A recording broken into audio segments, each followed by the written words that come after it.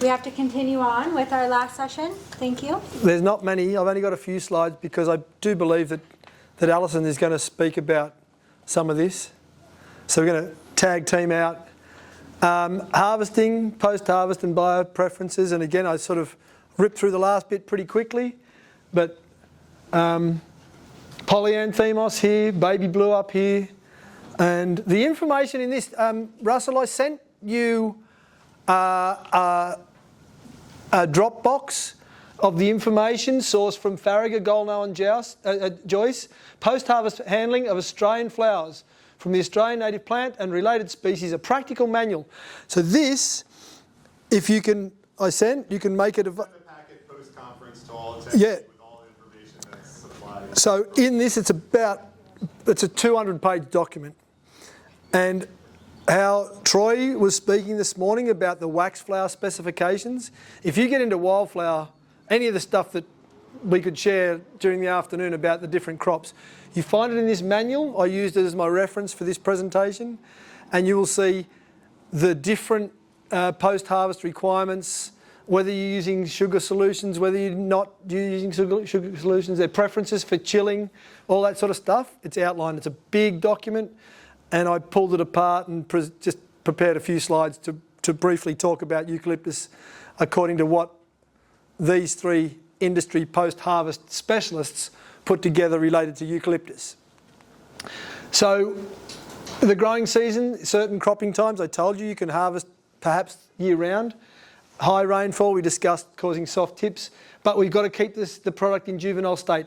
So this is Eucalyptus gunnii, and you can see that even though you might be able to harvest the bottom 2/3, it's going into adult leaf, and you just got to cut that out. And you might as well cut it out at this stage to keep these basal pieces in that juvenile leaf form. So well, you can't get it, but it's not in Hawaii, so we won't talk about it. But it's a nice little, you got it, great. Well, if you can get it, gunnii is a good one. I think gunnii personally is better than baby blue. But anyway, it's more soft. It's less rigid in line. But maybe these bio preferences are different to my preference. I'm not a florist. But the post-harvest life is, you can get more than 2 weeks. Typically 2 weeks. This is beautifully presented. This is in a florist in northern suburbs of Sydney, and that's posh part of town. And it is, no doubt about it. If you want to buy it in a normal suburban shop, it's $10. You want to buy it from them, it's $30. But they strip the pieces down, and that's presented beautifully, and that does keep the stems clear of the vase water, which again in turn gives them better longevity. Vase life, of course, if the temperature isn't kept cold, if the stems dry out, so you can dry package this stuff providing that the product's hydrated before you pack it and send it. And that's typically how we get stuff around, is chill it, give it good hydration, box it cold, keep it cool stored till it gets to the truck to market. Lengthy travel time, like that farm in southern Australia, I'm telling you, they're going to travel by truck 13 hours to get to the market unless they fly it. And this is like a low value, so they're going to use a truck, not a plane. And so this is the Troy conversation that we were just having. You can harvest all the way through here. Leaves should be fully expanded. And you're getting up to here, you can see these very tender tips. So you can stop about here and you can try and wait for that to mature, or be satisfied that you're getting this and then sacrifice the top out. And that's your choice. I mean, my preference is to go up here and then take the top out. But staged picking, the immature or soft tips will wilt. If you pick them, they're going to wilt over, they're going to go black, and then leave them to mature on the plant. You can decide how long you wish to wait. This is typical Sydney market acceptability. And if you pick it apart and critique it, they've pinched the soft tip out to stop it from wilting. There's soft tip up here, you can see. There's wilted tips over here, which are not ideal, so they've been pinching it back here. And there's also insect damage. So That's perfect. that's not perfect. I said apart from that, it's perfect. Oh, apart from that, it's perfect. You know, it's funny because I've been casting my eye over products before I came here, and I'm looking at stuff in florist shops, and I'm going, really? You're happy to receive this? And they go, that's all we can get. And I'm thinking, wow, I got to start bumping up my production big time, because if that's what you're happy with, I can give you tons of that rubbish. But remember, I want repeat buyer. I want consumer satisfaction. So free of pests and diseases, all the stuff. Again, Troy said, what are the thresholds of marketability? 5% or whatever. Rigid strong stems, straight stems, good foliage cover, good presentation, the length matching the market requirement. If you're doing a preliminary prune when your plants are in their second year, say, and you've got 12-inch lengths, perfect. Strip the bottoms, posy production like you can see on the table. Don't waste it. Get a little bit. Get paid for your pruning. That's how we look at it. If you're going to do that operation, it's going to cost you your time. You might as well not chuck it on the ground, but save it and get something. Just general harvest situations. Prevent heat. When I left, my mate Todd's going, we've got to pick today, mate. And I'm saying, we can't pick today. It's like, it's pushing 100. And he goes, we've got to pick. So we had to pick. We bulk harvested, we got it back to the shed, we trimmed it quickly, stripped it, presented it, put it in water, chilled it real quick. Not ideal, but that's what we had. And I would suggest that that's not going to be as good, let's just say, as if we harvested in the cooler time. And we didn't have it. We had the orders, we had the stuff we needed to get it sent out. Clean water. I go to florists and I go, you're kidding me, you don't put it in that. And then I go to florists and I go, I'd drink out of that. So if you drink out of it, that's good. Quickly move the stems, reduce the field temperature. When we do it in the shed, we can grade. If you're doing it in the field, it's just not my preference is in the field, but certainly I do know lots of people who will do it in the field. If we're doing it at the shed, we're just grading. We're discarding any poor quality, insect damage, discarding it. And so basically we prune the tree in the field, bring it back and process it. On our tables, we've got stem lengths marked on our tables from 12-inch, okay, 30s, 40s, 50s, 60s, 70s, 80s and bigger. And that's in metric. Metric. I'm getting confused. This is, again, these are specifications that have come from the Australian post-harvest people. And Russell done the conversion over here. Thank you. This side's my metric, that side's yours. So 30 to 40, which is your posy short, 12 to 18. It can be 20 pieces or roughly 10 ounces, etc. You can see that. These will be made available, but liaise with the customer. Prepare bunches according to buyer specification. If you're liaising with Alison, what do you want? We've got a whole heap of 12-inch stuff for you. Have you got any table centres that need doing? Bang.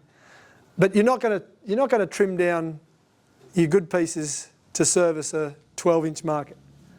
I just wanted to show you these pictures. That's typical polyanthemos. And if you really want to get down into the nuts and bolts of it, Eucalyptus polyanthemos has 3 subspecies that live in slightly different locations in that central tablelands. And the colder you get, this is the one I got my seed from in Canberra, that to that.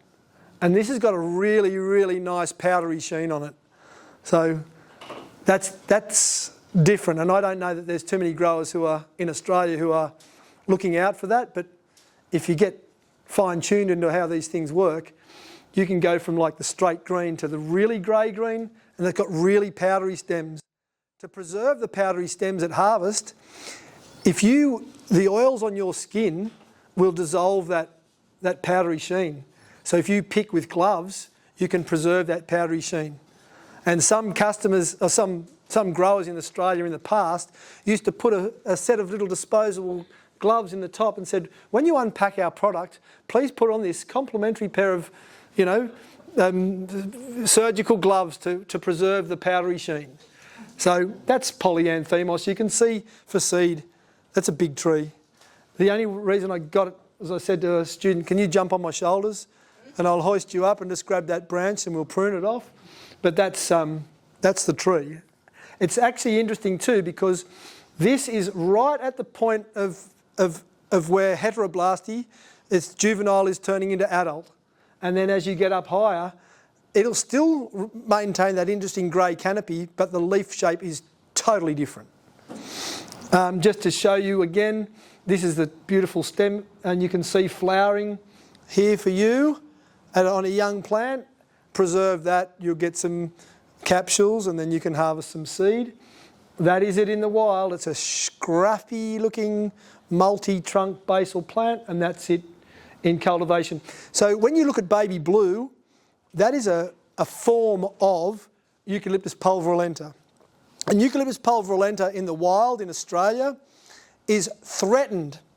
It's got limited distribution and the population is vulnerable.